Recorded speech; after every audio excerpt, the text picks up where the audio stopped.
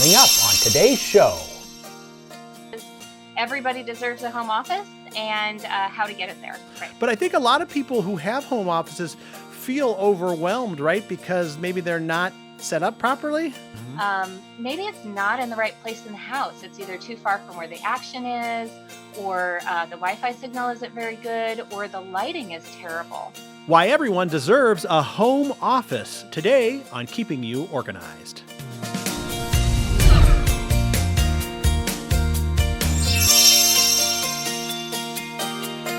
Well, hello, welcome to Keeping You Organized. This is my office right here. It's my studio, but I'm not at home. But a lot of people do have offices at home. But you know what? A lot of them don't use them because for a variety of reasons. We're going to kind of dig into that today with Darla DeMoro. Darla, hey, welcome back to Keeping You Organized. Thanks for having me back. Now, I know you're an author. You've got all kinds of books. You've got this series, in fact, called Sort and Succeed, correct? And Right. A new one coming up really soon. And that's kind of what we're going to talk about today as it relates to home office, right? So kind of explain the series to us.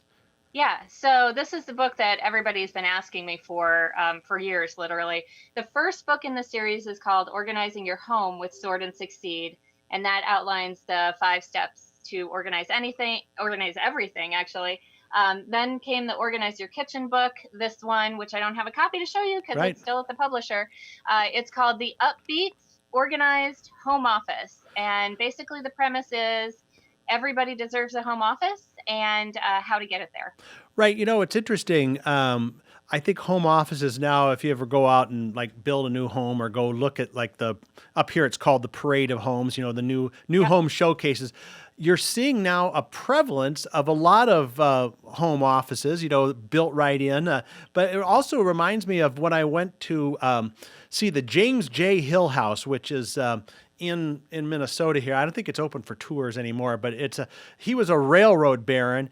But back in that time, a lot of the homes, you walk in the front door and to one side or the other is the office. I mean, a lot of them worked out of their homes even back then. So what is the whole kind of genesis of the home office? So I think you're right. One of the things that I can speak to with great authority is back in 1992, when I started working for the phone company, that was when we saw sort of the modern wave of home office workers. And it actually came from the phone company sending their employees, I was one at the time, home to work because they could save a lot of money not having to maintain corporate space and buy desks and chairs for everybody, which sounded great and it worked out great for me. But not everybody had an extra room in their home to devote for a home office. It actually shifts the burden to the employee. Well, flash forward 20 or so years, I'm going to round down there. We now all have laptops, maybe still a desktop, but a lot of laptops out there. And a lot of us are actually just working from phones and tablets. So we can really literally work from anywhere. We don't necessarily have to have a home office. We could be working from the sofa or the kitchen table and then put things away and still have our house. But there has been an evolution over the last few decades. But it's interesting to me, the Bureau of Labor, the U.S. Department of Labor, estimates right now that 41%, actually this was in 2018, so I'm sure the number's higher, 41% of workers with advanced degrees work at home part or all of the time. That's a lot of us. That's incredible. Now, I know that having a home office kind of creates a lot of issues for some people. There's the issue of some people who just can't even work at home very well because they're either watching TV or they're going to the refrigerator. That's a different subject than we're talking about. Right. But I think a lot of people who have home offices feel overwhelmed, right? Because maybe they're not set up properly. Yeah. I see a lot of things that sabotage a home office. I have many clients actually who don't want to set up their home office as an office because they feel like it's going to make that room or that space in their house feel like a cubicle. They don't want a filing cabinet. They don't want the things that they're used to seeing in a corporate office. And that's a shame because I can just as easily set up a home office that looks and feels like you know, and represents your style in your home. And then I have other people that I know their home office is a challenge because it feels like it's always disorganized. It feels like it's always cluttered. It's a room that they just throw things in and walk away because they feel like they're stressed for time. And then another big problem with the home office, like you said, that like the ones that are built in to homes as an office, Hmm. maybe it's not in the right place in the house. It's either too far from where the action is, or the Wi-Fi signal isn't very good, or the lighting is terrible. Sometimes they're in the front of the house, and people just, you might have never thought of this before, John, but the rooms in the front of the house tend not to get used in most of our newer builds because they don't feel as private and comfortable as the rooms in the back of the house. Interesting. Yeah, and they must have known that way back when they were putting those in the front. But and also I could think that probably from a practical standpoint, you really don't want to parade like a client. If you have clients coming from, a lot of people work at home and never have customers coming into them. But I would bet that you don't want to like drag them through your home and down into your basement to your office. So Right. having it in the front might be a practical reason too. Actually, I'm sitting in my home office. You can see behind me, and my we bought this house specifically. And by the way, this house is almost 100 years old, but we bought it specifically because my home office, while it does not have a separate entrance, all you have to do is walk through the front door and about 10 steps into my house before you are in the home office. So, you know, that was really important to me because I knew that from time to time I do see clients in my home. Some people have to convert a bedroom into their home office, and it never quite makes the leap from guest room to Right. bedroom, or you know, it does both jobs very poorly. So that's another challenge. Yeah. Okay. Well, we're going to take a quick break. And when we come back, I want to talk about some quick fixes we can make to our home offices to make them more usable and, get the benefit of actually having the home office. So we're with Darla DeMoro talking about why everyone deserves a home office. And we'll be right back. Get organized now at myorganize.life. Need to turn those piles into files? We've got you covered. Hundreds of organizing products in a dazzling array of colors and sizes. There's an organizing solution for you. Shop online and they're delivered right to your office. Get organized now. Go to myorganize.life. That's myorganize.life. Get organized now at myorganize.life. We're back now on Keeping You Organized, talking about why everyone deserves a home office. We kind of, in the first half of the show, set up the premise that really more and more people now are working from home. It's one of those things where you're seeing it in corporate America, you're seeing it in small business. And so we have Darla DeMoro, heartworkorg.com, correct? You got it. You got it. Yes, I always mess that up for some reason. I don't know why. It's in my mind. So, but Darla, so when we talk about beforehand, all the people that do have offices, we do run into some of those challenges of how to make what you have maybe a little more efficient. So I think for the remainder of the program, let's give some good, home office hacks, something that people can do to kind of take what they have and actually make it work well for them. Yeah, I've got plenty of great ideas. I want to actually start with something that might not be completely obvious, but you actually mentioned it earlier, John. You know, back in the day, those home offices, the original home offices in like mansions and, you know, estates, would have been designed for men. Mm. And they looked very dark, and maybe they weren't built for women.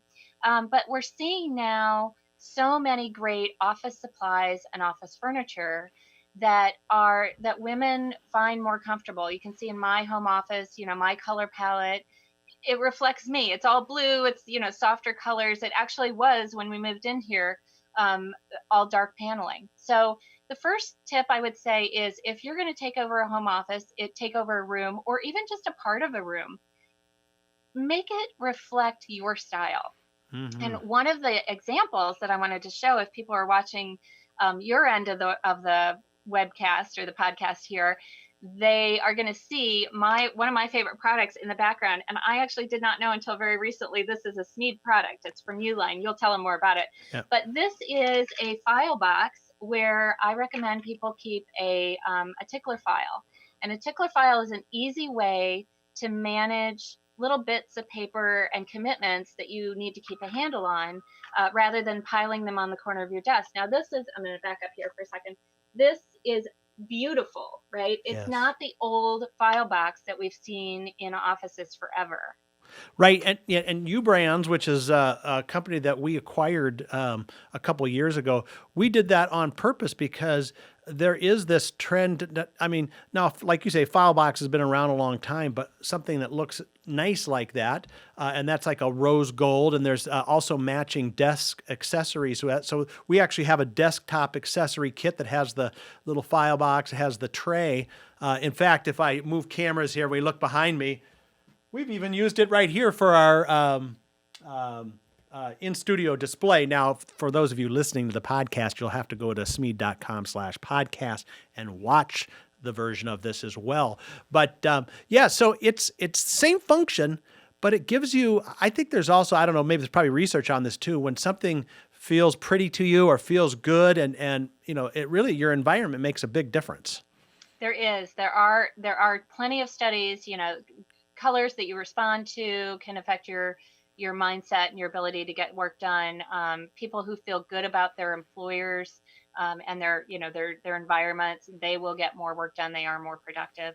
And people also who have the right tools. So that kind of gets us to the next tip is, Okay. and I'm going to show my little file box again, because you'll notice that it has standard, well, mine are purple, so they're a little prettier than standard, but they have what I'll say are old school hanging file folders in them.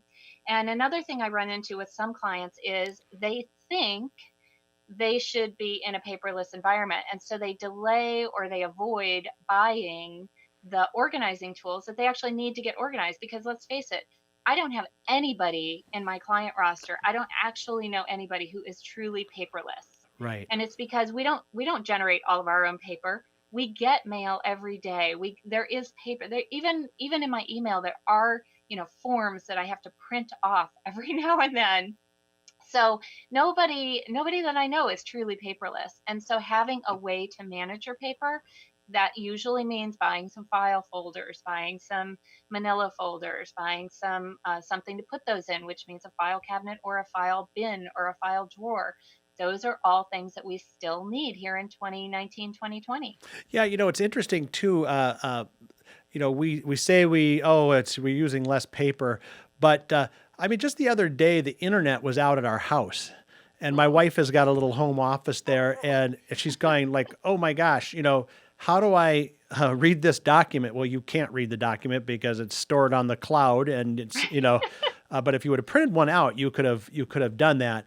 Yeah. And I think there's also just an uncomfortable nature that a lot of people still have with trusting that all digital, especially when they hear the horror stories, oh, we lost that hard drive or, whatever it is, no matter what backup, there's just vulnerabilities, but a good old fashioned piece of paper with important information on it, could really just go a long way. Yeah, that is very true. Another tip that I have to keep an organized. Now, this is my home office. Yep. I I'm showing you the entire home office because that's where my camera is set up, not because I'm showing off. But you get to actually see, and if you're listening on a podcast, you can, Google Google me, Google the webcast and listen and get the visual. But over here, where I'm gesturing over here, these are all my photo clients that are works in progress right now.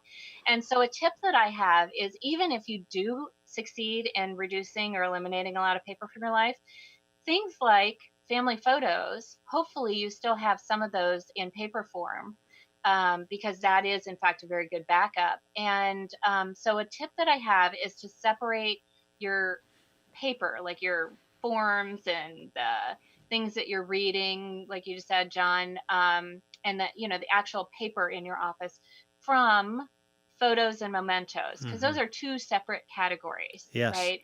And if you're keeping and mixing in photos, especially some of the vintage and heritage photos, those are getting damaged in a cluttered pile in your office. So instead, find a safe place to put those. It can be a temporary, plastic box, but there are better options as well. Some of them over on my stand there.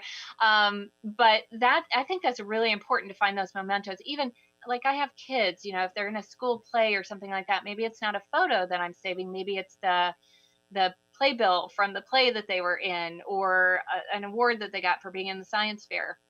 Those are all mementos, and they don't belong mixed in with your business or your household papers, because you don't want them to get damaged.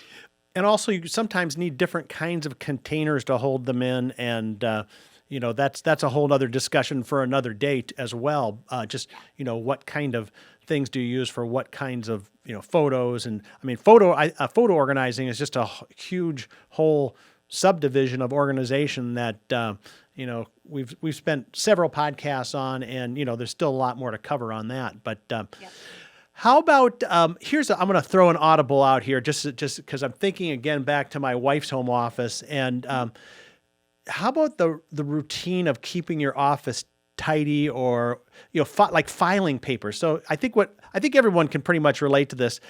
We'll get to that filing later, so you kind of let it pile up until you like break and say, I can't work until I get this thing clean. How do you recommend to your clients to keep on top of the routine filing and paperwork management? It is something that you're never going to get away from if you have paper in your office. And that's not a bad thing, right? Like I have client folders, I have a CRM, I have a customer relationship manager that is on my computer, but I still have paper for some of my client folders.